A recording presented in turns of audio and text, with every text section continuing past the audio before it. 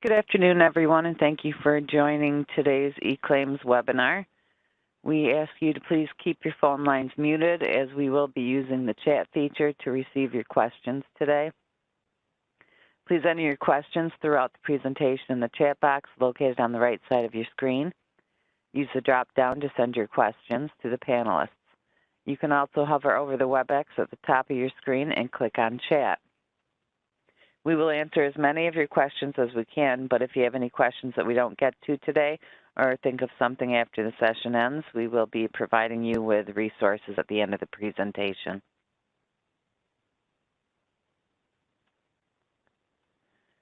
Today we will be covering 3.1 news and 3.1 changelog updates. We will also take questions at the end of the webinar. On Monday, January 24th, Claims EDI 3.1 went live. We'd like to give a special thank you to all that helped with testing and feedback during the development process. We'd also like to note that trading partner webinars will now be held bi-monthly. Our next webinar is scheduled for April 19th.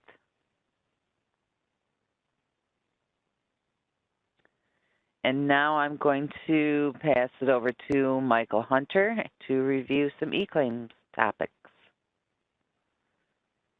Thank you, Patty.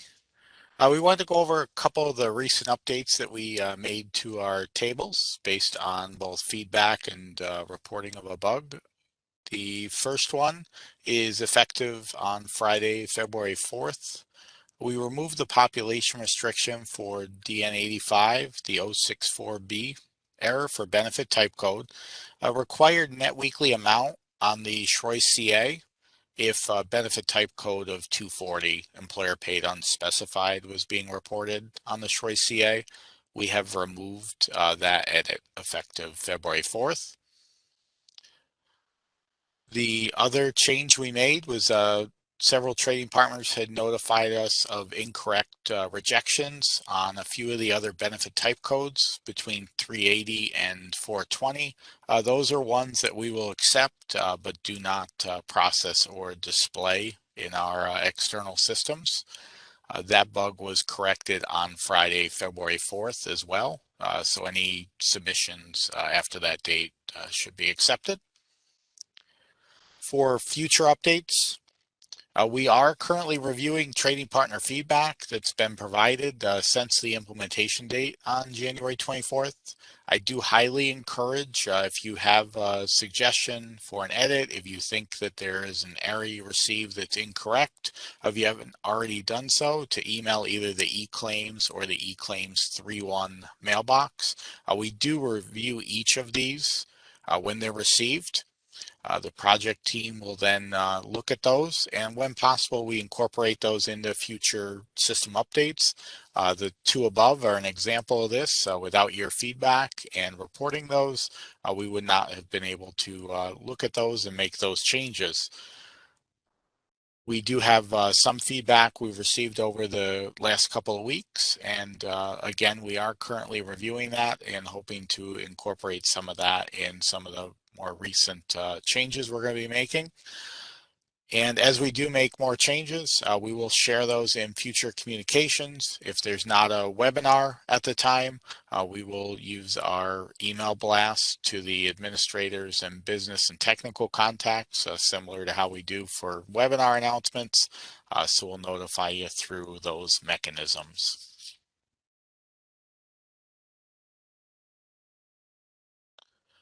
We've had a few questions about acceptance after denial, both towards the end of testing as well as at the beginning of implementation. So we just wanted to go over very briefly acceptance after denial.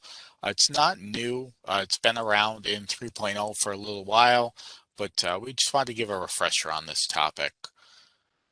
To accept a claim after a 404, for cases with a data accident prior to 1/1/2019, you would need to submit the 400 with claim type code other than notification only.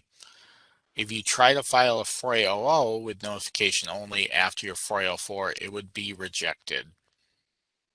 For cases with a data accident on or after January 1st, 2019, you need to submit a 4AOL with agreement to compensate code of L with liability. If you try to file the 4AOL without liability, W, after your 404, it will be rejected. That's in place with the existing edit that on the FROI it has to be with liability.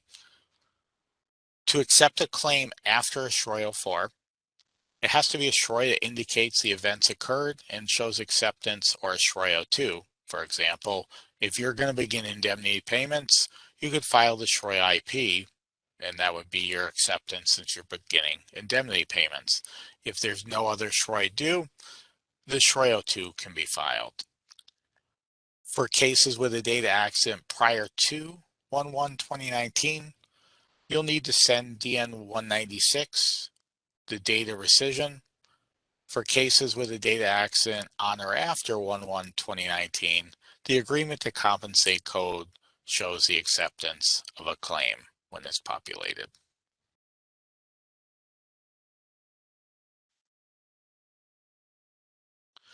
Also wanted to give a few reminders regarding monitoring requirements. The board does monitor data transmissions for completeness, validity, and accuracy. As many of you already know, in 3.0, eClaims group and/or monitoring group may reach out to you periodically regarding certain filings that are either missing or have information on it that needs to be corrected. That will continue in release 3.1. Trading partners may also be sent quality control reports that measure their data quality. Many of you are familiar with this as well. You may receive a report showing your acceptance rate as well as your most common rejections. And a lot of these reports are also available within eClaims Inquiry, where you can review your acceptance reports and payer compliance reports.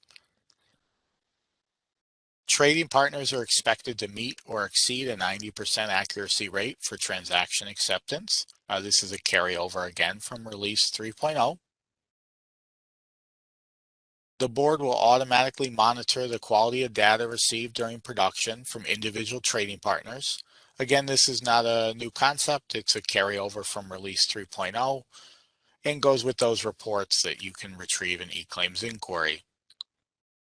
Data quality is determined based upon all the error types and the number of rejections over a specified period. And just keep in mind also that your trading partner profiles must be kept up to date. The board must be notified of any changes.